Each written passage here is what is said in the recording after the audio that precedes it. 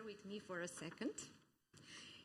Now, it is my really big pleasure and an honor to introduce our first keynote speaker, Jurn Buisman from the Netherlands.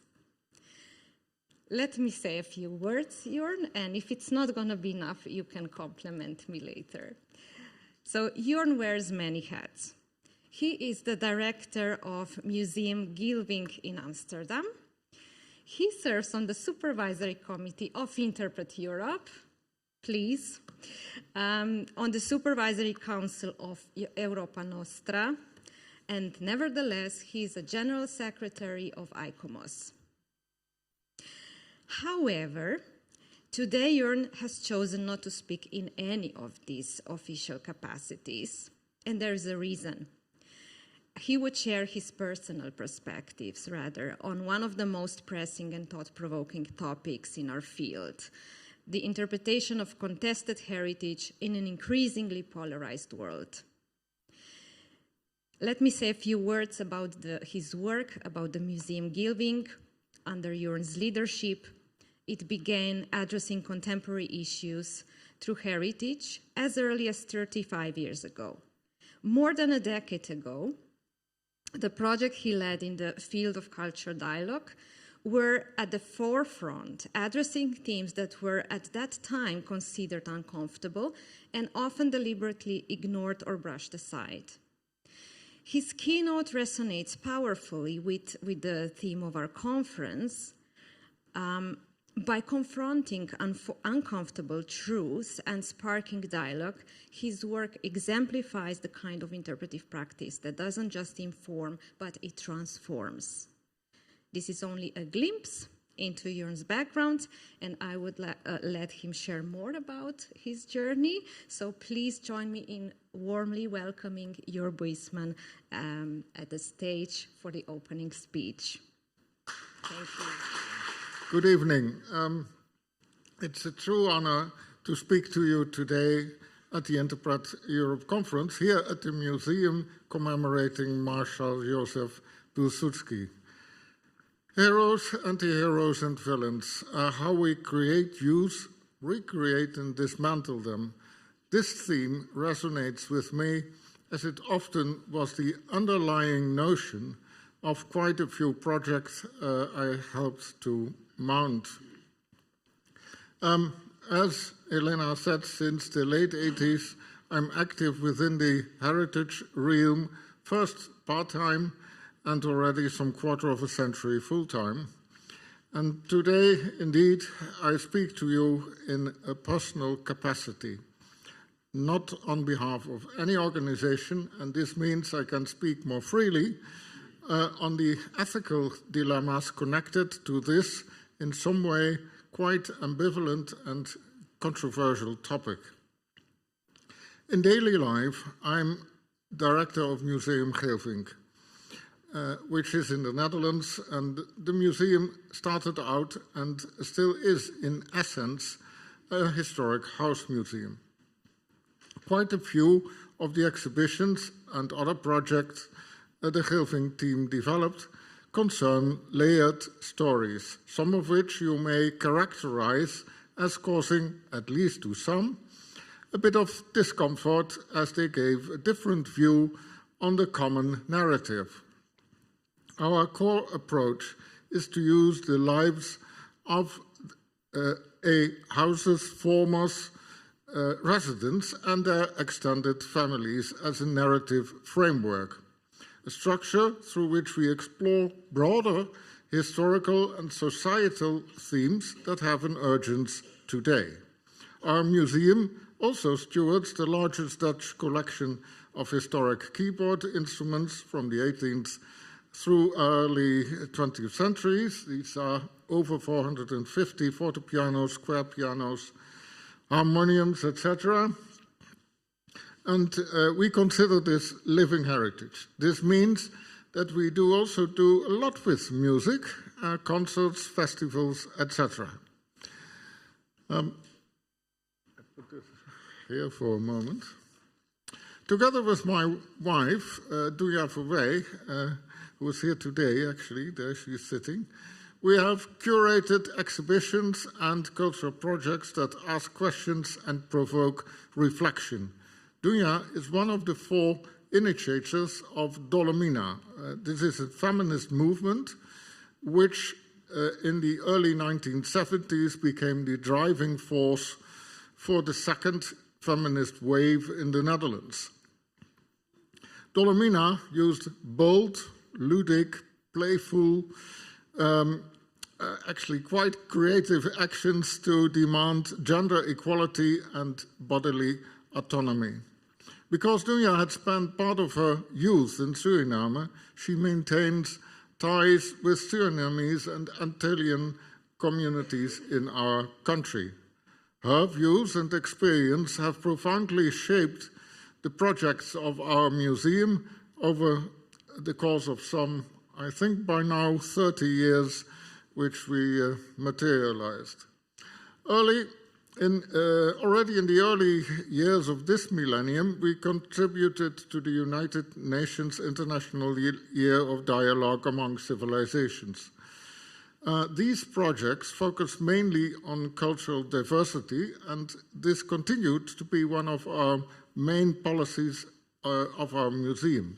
For instance, in 2011, it's not yet there, but we presented an exhibition at the Geelvink Hinloperhuis titled Indië thuis, sporen van een koloniaal verleven. And it translates as The Dutch East Indies at Home, Traces of a Colonial Past.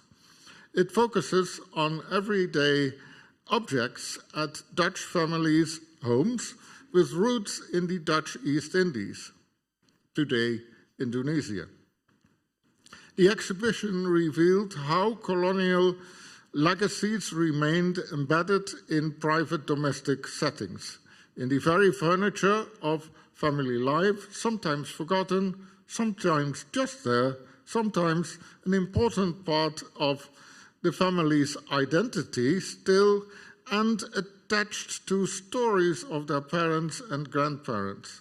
This exhibition stimulated visitors to recognize the presence of colonial history within their own homes.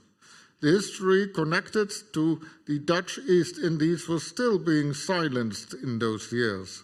After the mutually violent separation during Indonesia's independence, it was commonly experienced in the Netherlands as rather painful. Okay. Thank you. Let's see. Well, you can have a look at this, but this is the Geelvink house, and that's what we are now. Anyway, so in the same year as our exhibition, the only museum entirely dedicated to this colonial period, which was Museum Nusantara in Leiden, was dissolved. Although we had developed the exhibition especially for and with the Royal Association of Friends of Asian Arts, so actually for a rather niche audience, we were surprised by the overwhelming number of visitors. It turned out that most part of the visitors had cultural roots in this colonial area, and were pleased that we did pay attention to their history. They often said that in the Netherlands, their history had been swept under the rug. This exhibition laid the groundwork for another successful exhibition. You see this over here. It's called Zwart op de Gracht, which you can translate as being black in the Amsterdam Canal Crescent. And that we mounted in 2013, and that year the city of Amsterdam was celebrating 400 years of the glory of the Amsterdam Canal Crescent. And as you will imagine, this is a rather self-congratulative narrative of wealth, trade, and architectural achievement.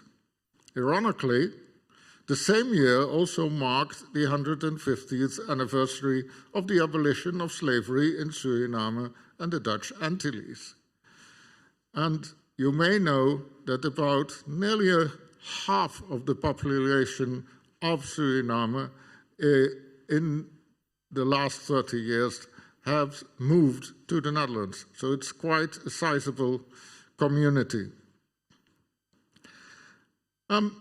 We felt it was our responsibility to connect these two narratives and to make visible the entanglement between the kennel house grandeur on the one hand and the legacy of slavery on the other hand. And I have to say, colleagues from the other kennel house museums warned us not to do it. They said it's too sensitive, too political, and it might cause even unrest. However, we felt confident, and that especially was because it received support from Dunya's network within the local Surinamese and Antillean communities. At the time, our museum was located at the Geelvink Hinloperhuis, a kennel mansion. You see the front of it here on the left. It's a house from the late 17th century. A kennel mansion in the UNESCO World Heritage Amsterdam Kennel Crescent. It had been the home of Albert Geelvink, married to Sarah Hinlopen. Well, the Hinlopen family had been early investors in the Dutch West India Company. In fact, they were the second to send a ship to what is now New York, at that time New Amsterdam. And they had made really a fortune. Albert was a member of the prominent Amsterdam merchant family of the Geelvinks, which also belonged to the most affluent and influential of the Amsterdam oligarchy. The exhibition was built around a document from the Amsterdam Municipal Archives. And it concerned an order to purchase 500 enslaved Africans in Calabar, today's Nigeria, to be shipped and sold to the plantations in Suriname. And the document was signed by the secretary of this Amsterdam-owned exploration company of Suriname, and that secretary was Albert Geelvink. Our exhibition showed the links between slave trade, the production of the commodities, sugar, cocoa beans, coffee beans and tobacco, all based on transatlantic slavery, and its connection to the history of Amsterdam then and today.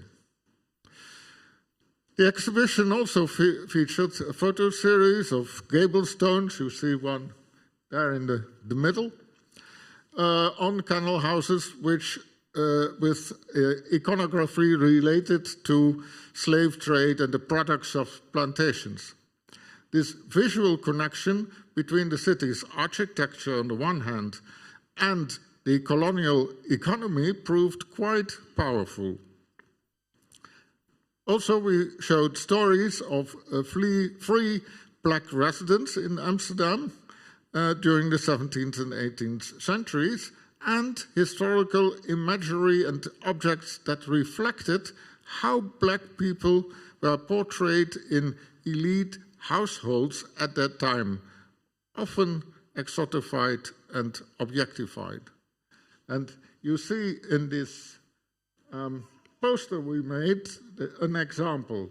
So the lady, you don't see her head here, and the black servant, which is beautifully dressed on her side.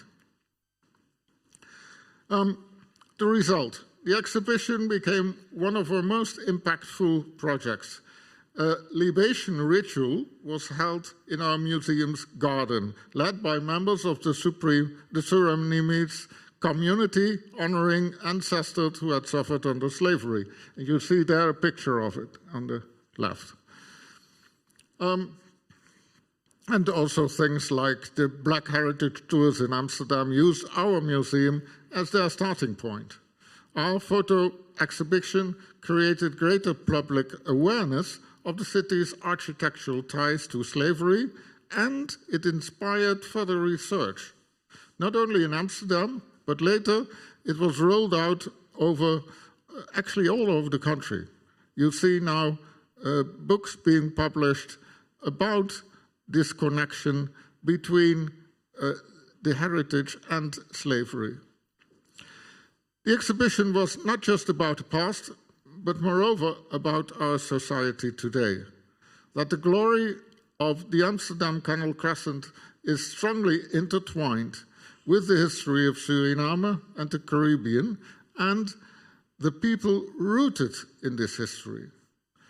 Because of this shared history, the Amsterdam Canal Crescent became a source of pride, a boost to the cultural identity of these migrant communities. So quite different from what my colleagues at the Museum World had warned me about. Quite a difference. The lesson learned, multifocal storytelling is not only possible, it's effective to have migrated societies feel more belonging and included.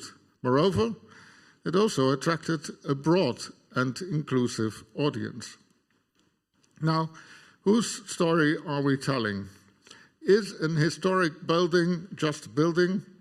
A landscape just a landscape? Aren't we simply preserving what has come down to us? But the reality is that heritage is always being interpreted unconsciously or as part of a community's identity. And interpretation is shaped by values, interests, and perspectives of those who do the interpreting. It reflects choices. What is remembered, what is highlighted, and what is left out? We must ask ourselves, whose story are we telling? And just as importantly, whose stories are neglected, or on purpose, or just forgotten? Too often, national history is told from the perspective of political and economic elites. It reinforces dominant narratives of greatness, unity, success, while ignoring the experiences of ordinary people, of workers, of migrants, the enslaved, the colonized, the marginalized. Interpretation, therefore, carries an ethical responsibility to ask socially difficult questions, to include long-silenced voices, to reveal the many layers of meaning and memory embedded in a place. As you all know, this is the spirit of the Council of Europe's Faro Convention, which calls for a democratic and participatory approach to heritage. It recognizes that heritage does not belong exclusively to experts or institutions. Every heritage community has the right to see their values and experiences, their heritage being recognized and conserved. But I have to say this also presents a challenge. Community narratives are not always aligned with academic research. A group's understanding of its own history may not be, let us say, fully supported by documentary evidence or the historical method. Yet, these lived experiences are part of what gives heritage meaning. The role of the heritage interpreter is to hold space for both, to work with rigor, grounded in evidence and context, while also listening deeply to how people connect with place and story. And that tension is not a weakness. Now, when heroes become villains, every society tells stories to make sense of itself. But what happens when the statues begin to speak back, so to say? Across Europe and beyond, monuments and narratives that back them, that once stood for pride, are now questioned. Street names are challenged, statues defaced and removed. The same figure once seen as a hero is now framed as a villain. And this is not just about history, it's about values. Often this also reflects feelings of identity. And I want to give a few examples. I have more, but there's a bit too much, I think. This figure here, this is Jurn Buisman, a so-called sea hero of the 17th century, a leading admiral in the Dutch-English War, and possibly even better known as a commander of the Dutch India Company. In Hoorn, that is his hometown, his statue has stood since 1893. This statue. He is nationally probably best remembered for his famous quote, "En de despereert niet," which means "do not despair." It was used often during the Nazi occupation of our country to inspire hope. But from the very beginning, there was criticism about his brutal conquest of the Banda Islands in today's Indonesia, where most of the population was massacred to secure a Dutch monopoly on trade in nutmeg. In 1964, this statue of Kuhn was granted state monument status. But in recent years, the pressure grew. Discussions on a local and national level, the locals rooted in his hometown held proud in this important statue and this important figure for them. More conservative circles nationally also tend to keep the nationalistic narrative of Kuhn. On the other hand, there's a growing number of people which feel uncomfortable with the implications of this statue. And then the statue is part of the historic city, which attracts tourists, an important source of income for the city. In the end, rather than removing the statue, the municipality placed an explanatory placard noting the discussion on the different views today on the person honored by this monument. And the local museum, you see it actually at the background, it's this beautiful building. Local museum organized exhibitions that added context and voices. And this multifocal approach was recognized by an Europa Nostra award. And I also want to give you yet another example, which was done a bit differently. That's this one. It's the former Van Heut's monument in Amsterdam. It's quite large, as you can see on the left. That's when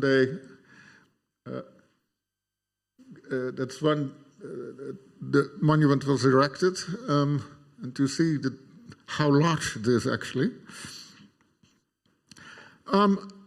I said former, as it's now known as the Netherlands East India Monument, the Nederland-India Monument. In 1935, it was erected to honor the General Van Heut, who crushed resistance in the Dutch East Indies. From the start, it was controversial. The designer, Frits van Hal, a socialist and later resistance fighter executed by the Nazis, actually here in Poland, had reportedly said, "This monument can easily be turned into a symbol of shared history." And that's exactly what happened.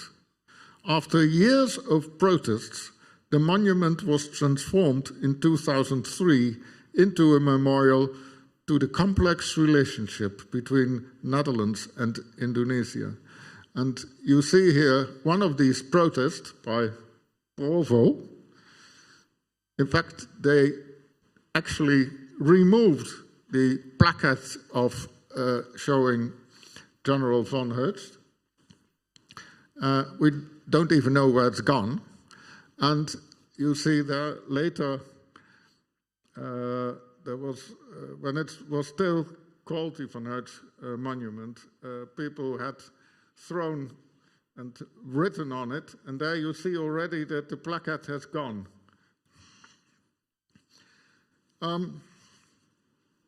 These are not isolated cases. In the United States, debates erupted after the Black Lives Matter protests. Confederate statues came down. Recently, the National Park Service, together with Ecomos US, developed a protocol how to deal with such situations. And they had a shining earlier example of which they had developed is the annual Underground Railroad Network to Freedom Month, which maps the places where enslaved people sought refuge on their path to liberation. And each September month gives additional attention to these sites. But the political winds have changed. 2 weeks ago, President Donald Trump signed an executive order calling for a patriotic narrative of American history. As historian David W. Blight responded 3-4 days later in the New York Times, would you want your doctors not to be revisionists? The assumption that there is a standard, agreed upon truth about the past is a fantasy, but declared by a president, it becomes an insult. Elsewhere, we see similar tendencies: nationalistic framing of history, pressure on educators and guides, the silencing of uncomfortable truths. I may presume we are all aware of this tendency happening. There are also inspiring examples. Understandably, although in my mind that is not the right approach, Ukraine started to rapidly dismantle and suppress anything related to their Soviet-Russian shared history. However, in Kyiv, the towering Motherland Monument, which is, as you know, a Soviet-era war memorial, became under heavy discussion. Instead of dismantling it, on the initiative of the director of the World War II museum underneath this huge monument, the hammer and sickle on its shield was replaced with the national trident. The symbol changed, but the structure remained. Another example, at the Ukrainian Ministry of Foreign Affairs, a stained glass window depicting Moscow with Soviet symbols was also under threat. But Professor Jörg Haspel, former president, a friend of mine and former president of Ecomos Germany, convinced the authorities not to remove it. The artwork, he argued, was designed by Ivan Lychenko, one of Ukraine's greatest 20th century artists. Instead of erasure, they choose to contextualization. A historical explanation was added to allow for understanding. And this is what you may call the interpretive dilemma. Do we erase, do we glorify, or do we create space for nuance? Interpretation is not passive. It's an act, it's a choice. And the heritage interpreter stands at the center of that choice. Our role is not to take sides, but to hold the tension, to show that complexity is not dangerous and it should not be avoided. Because what all these examples show is this: multifocality is not a weakness, it's a path forward. It builds bridges between perspectives. It invites empathy. It helps societies deal with their past without fear or denial. And yes, you need a bit of a moral compass for interpretation. Over the past decades, heritage interpretation has become increasingly anchored in a solid professional and ethical foundation. Interpret Europe has contributed and is growingly contributing significantly in this development. I mentioned Thorsten Ludwig, he's sitting there, who articulated the vision of interpretation not as a transfer just of knowledge, but as human, value-driven process. Inspired by Freeman Tilden's legacy, Interpret Europe emphasizes that interpretation should provoke reflection, encourage empathy, connect personal meaning to shared heritage. Interpret Europe's training programs focus not just on skills, but on ethical awareness. Interpretation, in this view, is not a passive recounting. It's a conscious, accountable act of communication. The new 4-year heritage interpretation project Creative Europe co-financed this afternoon, described by Sandy, is really a chance for Interpret Europe to develop the sector strongly. Just to mention the glossary, ethical principles, etc. The new MOU, which last year Helena was able to agree with WIPIC, also strengthens the position of Interpret Europe. And I'm confident that Interpret Europe will collaborate, I have to say, with ICOMOS, International Scientific Committee for Cultural Heritage, Interpretation and Presentation, ICIP. For 60 years, ICOMOS, the International Council on Monuments and Sites, has developed a comprehensive body of professional standards, charters and tools. And these have shaped the way interpretation is framed across the globe. Some of the key texts you see here, I'm not going to explain all of them, it's going to be far too long. But let me just refer to Publicomos, which you'll find, where you'll find thousands of documents and other relevant publications free of charge. It's since a few days on an updated remake of the website of ICOMOS, which is just in the air. Please have a look there. And looking through them, I just see that the Florence Declaration on Heritage and Landscapes as Human Values, which was made by the ICOMOS IFLA Scientific Committee for Cultural Landscapes, is actually still missing on them, but probably far more are missing on this. But just a handful. In views of landscapes as a repository of both ecological and symbolic value, interpretation within this frame becomes a means of fostering identity, belonging, and environmental responsibility.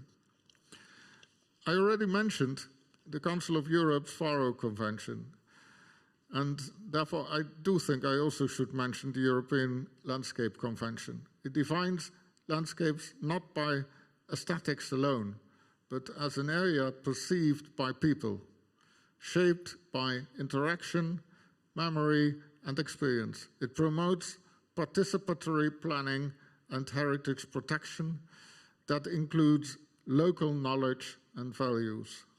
Together, all these documents provide a framework for the ethical backbone of your profession here. They help us stand firm when the ground gets shaky. Being from the side of museums and built heritage, rather, I'm aware that especially for Interpret Europe, natural heritage and how people engage with natural environments and cultural landscapes plays an important role. Spaces shaped not only by nature, but by generations of human interaction with them. Landscapes, especially rural and peri-urban ones, like we are here, often reflect a layered history of cultivation, migration, extraction, spirituality, and memory. Many are still actively shaped by livelihoods and traditions. Even protected areas are never purely natural. They hold deep cultural meaning also inside. Effective interpretation helps reveal this entanglement. Tools such as landscape biographies trace how people and land have evolved over time. Digital technologies like GPS-based apps and augmented reality now helps to make visible what is no longer apparent. Old fields, boundaries, sacred groves, lost settlements, traditional routes, and remote sensing, big data combined with machine learning give enormous new potential for scientific research and also ethical complications. And as climate change increasingly threatens ecosystems and cultural sites alike, heritage interpretation has a vital role to play, helping people understand what's at stake, the losses, the possibilities for adaptation, not through alarm, but through connection and through care. Water, in particular, plays a pivotal role in both global history and landscape formation, from irrigation systems to river crossings, from harbor cities to sacred wells. Water has always shaped how and where we live. Today, as climate change accelerates rising sea levels and water scarcity, interpreting the heritage of water has become more urgent than ever. After over a decade of groundwork, ICOMOS recently launched a new International Scientific Committee on Water and Heritage to foster global cooperation and deeper understanding of this fundamental element. And I have to mention here also the UN Water Conference and the Global Network of Water Museums, which is not limited to museums but concerns rather information centers on water. Also, their starting point is that when people feel connected to a place, develop an understanding how important water is in that connection, and they can be moved to protect it. At the heart of this entire discussion lies one essential insight. Heritage interpretation is a practice with ethical dimensions. It demands not only knowledge and skills, but also courage, integrity, clarity of purpose. We live in a time of shifting political climates with growing polarization, with historical revisionism and rising pressure to conform to nationalistic narratives. In some countries, there are even calls to avoid difficult histories or to present only a unifying, heroic version of the past. In others, interpretive professionals face subtle or overt censorship. As professionals committed to responsible integration, you must stand firm. Hold your ground with integrity. Remain committed to present a picture, the story connected to heritage, which is inclusive, multifocal, multifaceted, evidence-based, accurate, and that triggers visitors, your audience, to understand, not solely from a point of view of learning or education, but also to evoke a positive emotion, an empathic feeling. The charters, principles and guidelines offer already a solid foundation. In the near future, this will be even further worked out, as I said, with the now ongoing Creative Europe supported Heritage Interpretation Program. This amounts to your professional and moral anchor. These texts are more than theoretical. They are practical tools to help navigate difficult situations and to justify interpretive decisions when questioned by institutions, by funders, or political actors. However, note, these are printed papers. You have to do it in practice. You have to trigger your audience. You have to deal with your stakeholders. So for these tools to be meaningful, you must be lived. They must not be selectively invoked, but consistently applied in what you say, in how you present, in the way you engage with diverse communities. Interpretation is not about pleasing audiences. Nor is it about reinforcing dominant ideologies.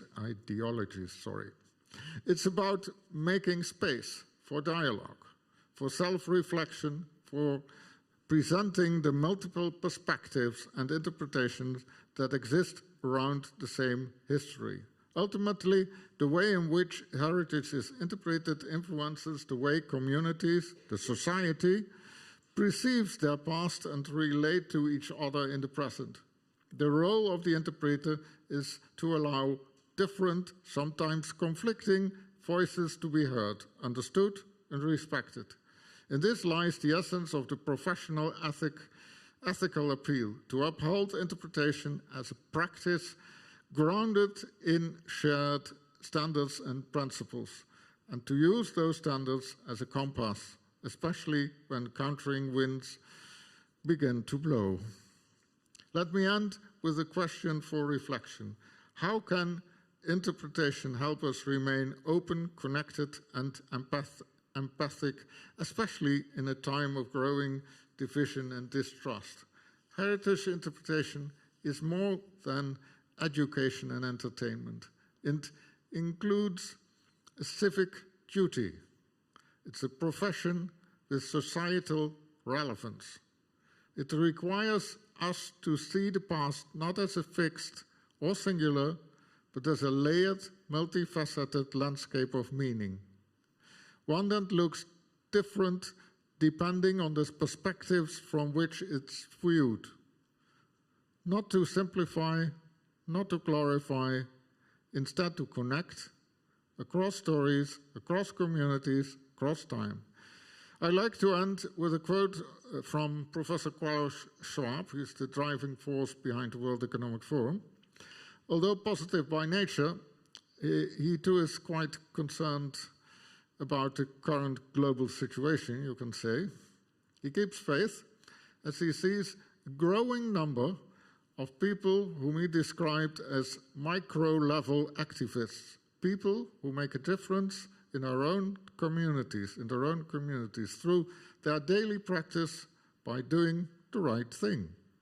As interpreters, you are exactly doing that.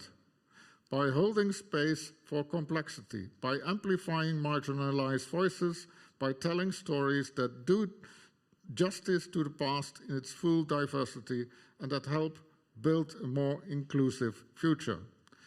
Ethical, inclusive interpretation builds audiences. When people see themselves reflected in heritage stories, when they feel that their histories matter, they are more likely to engage, to listen, to return to the places which you present to them. So keep the moral compass steady. Continue to ask, whose story are we telling? Even in this polarized and rapidly more geographically fragmented world, dare to interpret in ways that invite connection, understanding, and respectful dialogue. Keep believing that this way fostering interhuman understanding remains possible and ultimately will lead to a better world. Thank you.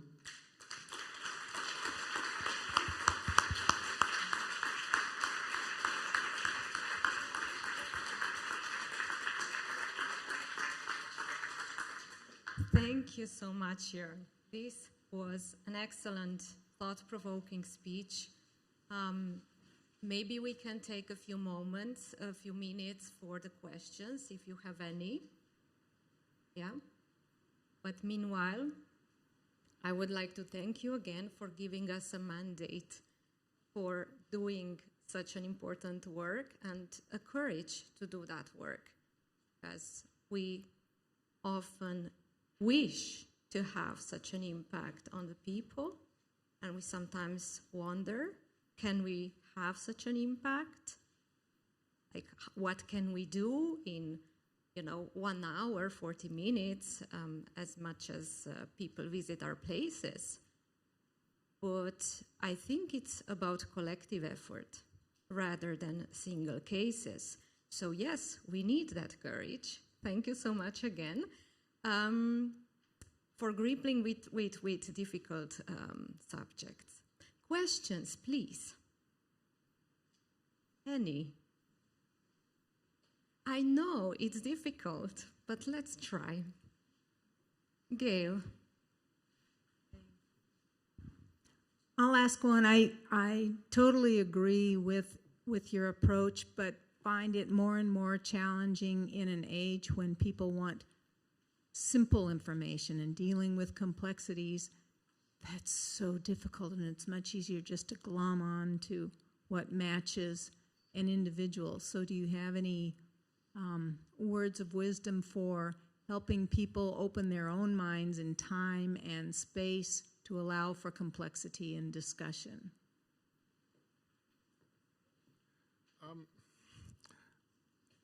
Well, in fact, there are two things, I think.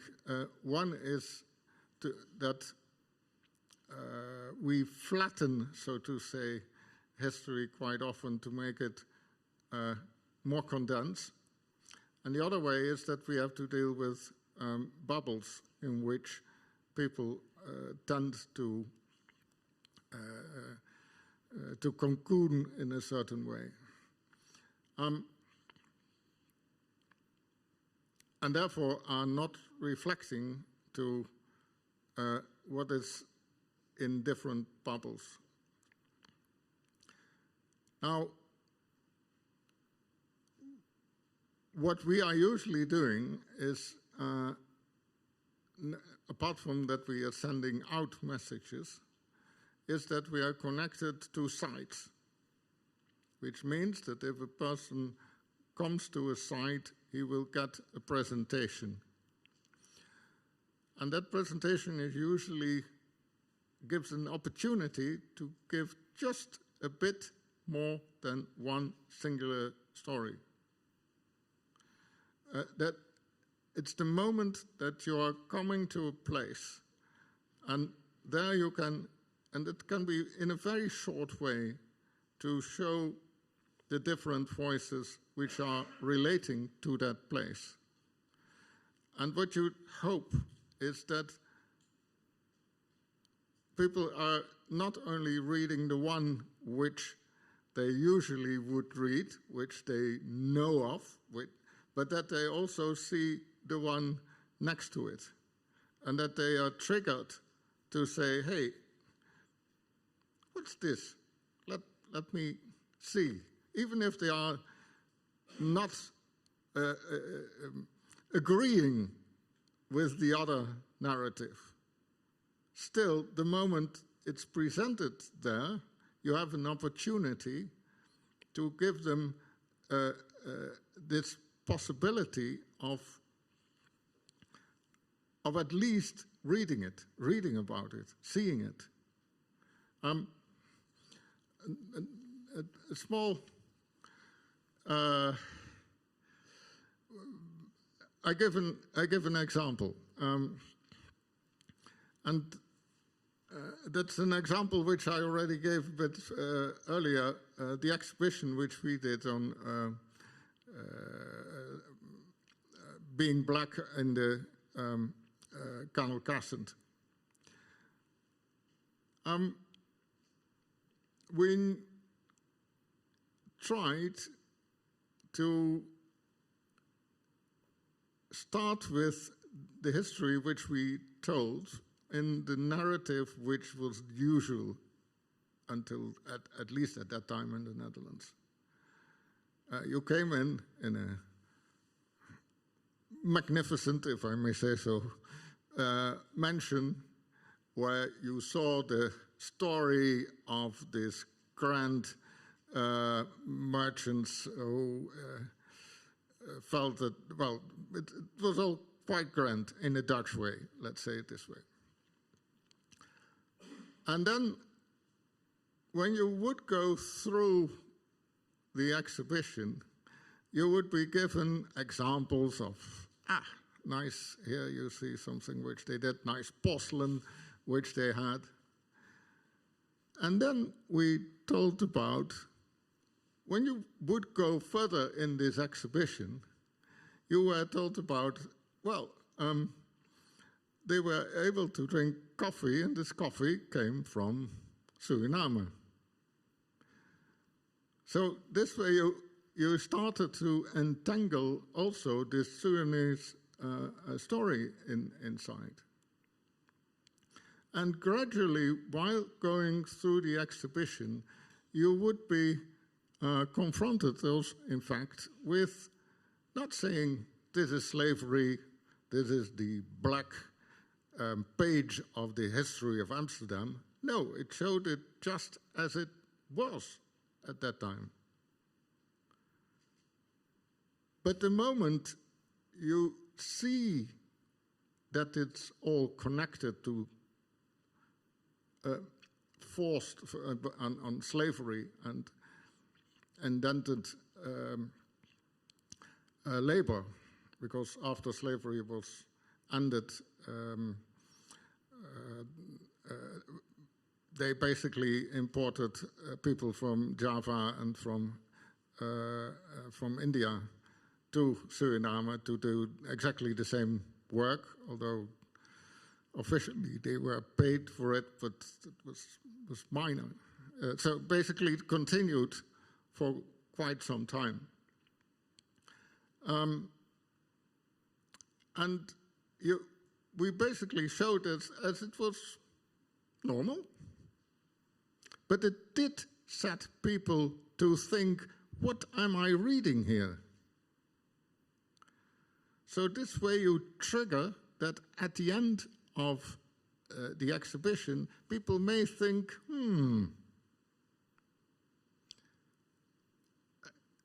maybe we anyway hoped that they would find that both stories are entangled and look a bit differently to, for instance, the gables. Let me see if we can come back to that.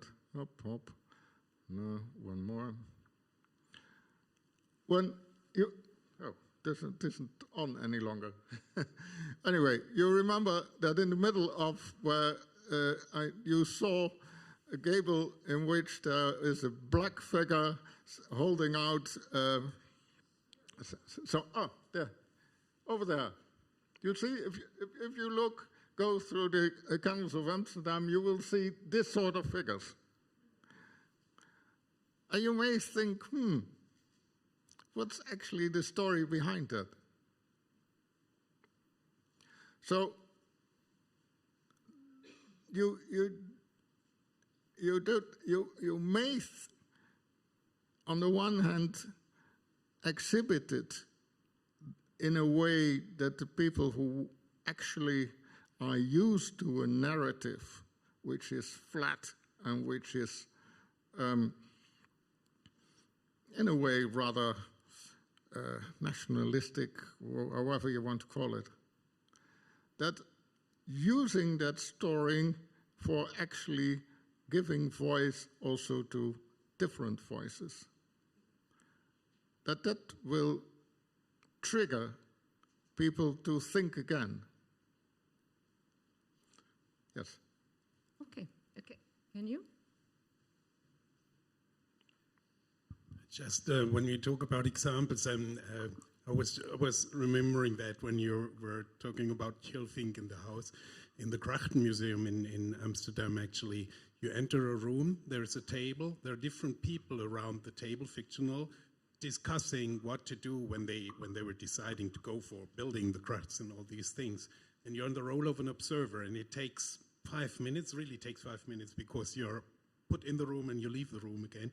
And everybody is looking fascinated and curious, what is this person now saying and how is this happening? So it's just to create the space that you are an observer of a debate. You're not involved, but of course, unconsciously you identify with the one more than with the other, and then you move on. And I think this is something that many tourists also would enjoy. It's not going too deep, it's not so much thinking, but more observing. How do other people behave in this and that situation? I like that very much. And by the way, Amsterdam is a good place to get inspired by such ideas. Two more hands up. So I suggest that we pick up those two questions and then we wrap up slowly. Eleonora?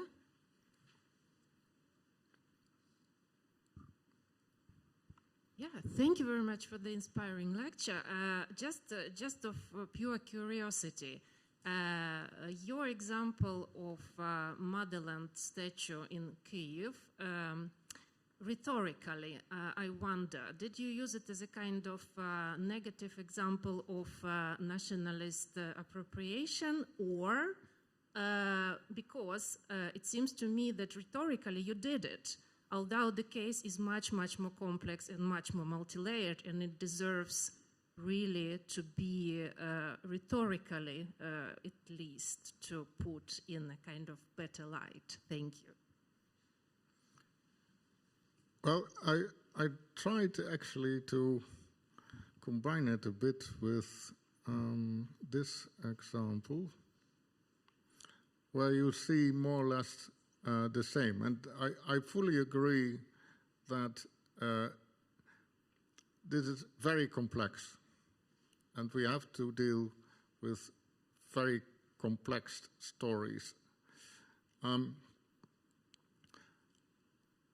But the question is rather, and therefore you can also combine it a bit with this one, going the other way around, this one, where also the statue was left standing.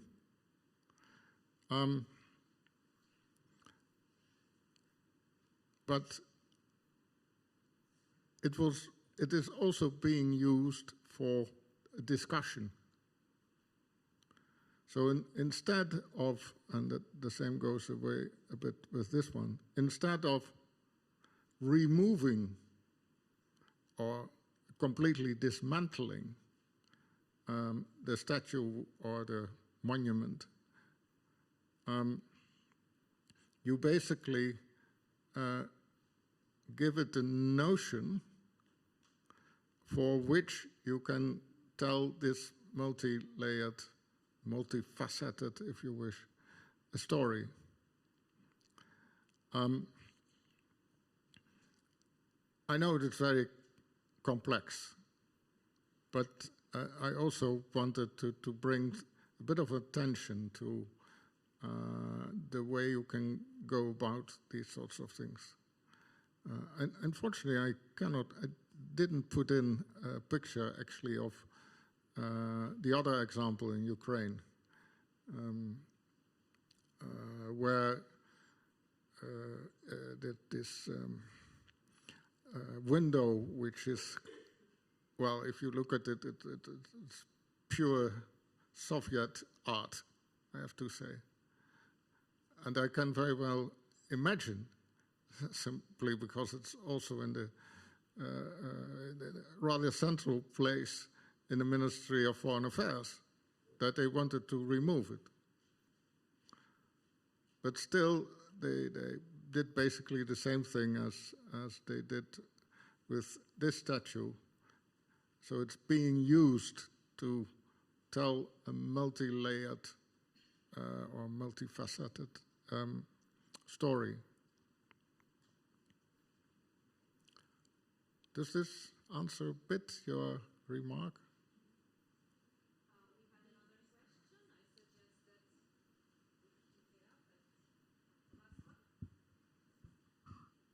So it seems like we are here assuming that we can trust the participants. But what if we don't trust them to think? What if we don't trust them to ask questions afterwards? What if we don't trust them to reflect? Should our compass always be multivocal in the storytelling? What if we feel like as interpreters that we want to tell one side of the story only, or maybe avoid telling one of the stories? How do we do the moral navigating with the compass there? What if my community feels like we need to tell only this one side of the story? When do we leave them untold? And when do we assume that maybe we cannot trust the people who are our audience?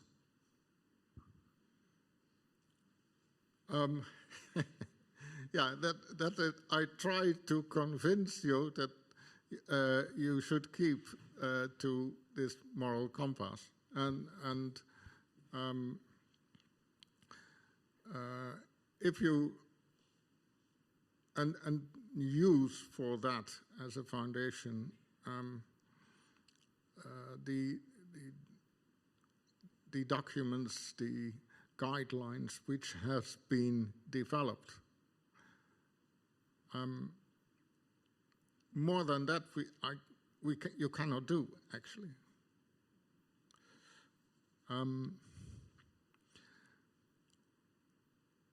Unfortunately, I know of quite a few examples where it was made impossible.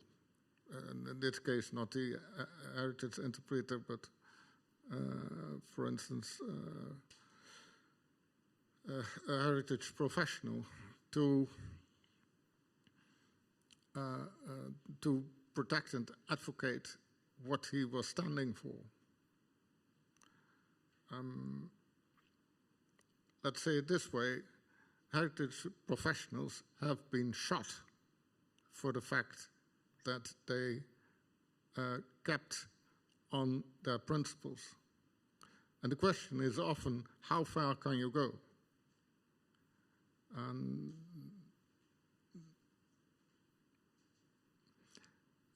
This, I have not an answer to that, as you can imagine. I only can encourage you to stand for what you feel that you stand. As, let's say, this micro-level activists, which Klaus Schwab also mentioned. More than that, we can't do. Yes, if I may add to this answer, it's an opportunity actually to point once again to the project we're just starting at Interpret Europe. We're going to work on the framework of reference. It's an abstract thing, abstract term. But in the next 4 years, we would like to also engage you in the discussion of such things, how to ethically deal with, how to ethically interpret, and we aim to develop a code of ethics, among other documents that would guide us. So we are on the beginning of this path. And yeah, let's see what we come up with. And yeah, presentations and examples, also practical examples in the field. We would like to study them. We would like to understand how things work in practice, partly stemming out of our experience with a training program, which already goes in this direction, and also looking into the theory and, yeah, encouraging the debate in the next 4 years. So thank you so much again. Dear Jurn, you're not yet done with us. Please bear with us for 1 more minute. We will do what we do with every keynote speaker. It's not a medal. It's not a medal, but it is a very special Interpret Europe cake. Oh, very nice. It's okay. I was awake all night baking it, but of course, this is not true. Of course, our present need to have a story. It has quite a bit of heritage, this cake. So I would like to use this opportunity and actually explain what it is. So it's a Linzer Torte, stemming out from Austria, but more than 300 years ago. So in the mid-17th century, the recipe for the cake was written down by Countess Anna Margarita Sagramosa. So she wrote the recipe in her cookbook. And ever since, this recipe was, of course, passed down from the generation to generation. And it's also said that it got famous in Linz, because Linz bakers were famous for making excellent pastry and cakes. Never mind.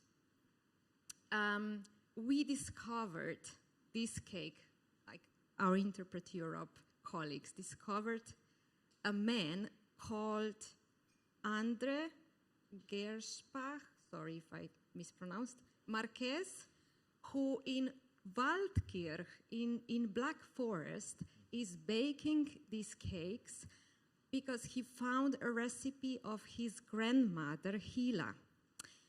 Anyway, he left his office job and dedicated his life to baking those cakes. And just one final disclaimer, watch out, it contains a little bit of alcohol. So enjoy it. Thank you very much. Food heritage. We certainly, Dunya and I, will enjoy it. And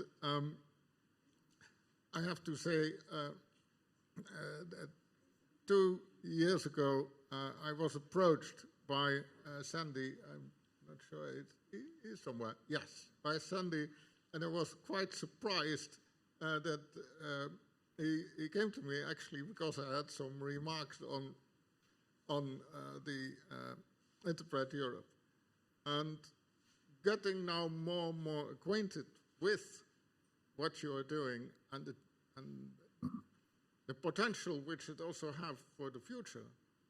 I have to say, I think I said it earlier also, really, this is something which I find very important also for the things which I just said today, because basically what you are doing here is this, what I mentioned it before, which Klaus Schwab said, this